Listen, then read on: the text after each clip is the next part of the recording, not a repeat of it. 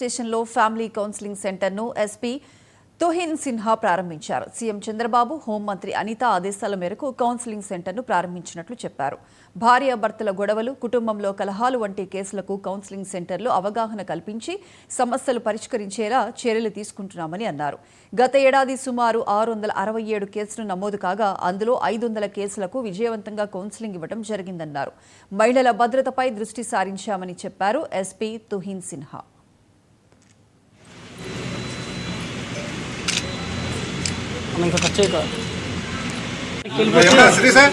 Rounds of counselling ఉంటాయండి. First మనకి women SIs ఉన్నారు, వాళ్ళకి స్పెషలైజ్ ట్రైనింగ్ ఇవ్వడం జరిగింది. ఫస్ట్ వాళ్ళే కౌన్సిలింగ్ ఇచ్చేస్తున్నారు. దాని తర్వాత స్పెషలైజ్ కౌన్సిలర్స్ ఉన్నారు మనకి వన్ స్టాప్ సెంటర్లో. అక్కడ నుంచి ఇది ఇంపార్టెంట్ కేసెస్లో వాళ్ళనే పిలిపించేసి ఇది ప్రొఫెషనల్ కౌన్సిలర్స్ ద్వారా కూడా మనం కౌన్సిలింగ్ చేయడం జరుగుతుంది. అంటే ఎన్జిఓస్ వాళ్ళు కూడా అడ్వకేట్ ఎన్జిఓస్ నుంచి కూడా కౌన్సిలింగ్ ఇప్పించబడింది. అది ఇప్పుడు జరుగుతుందా, జరుగుతుంది? అది వన్ స్టాప్ సెంటర్ లోనే జరుగుతూ ఉన్నాయండి. 2 మెంబర్స్ ఎన్జిఓ నుంచి కూడా మనం ఏర్పాటు చేయడం జరిగింది.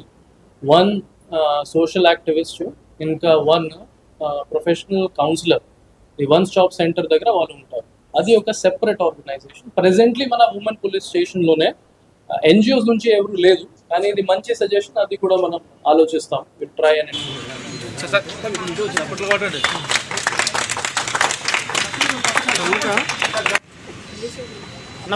వెనక్కి రావచ్చు సార్, ఇంకా పక్కన సార్ ఇంకా ఖర్చు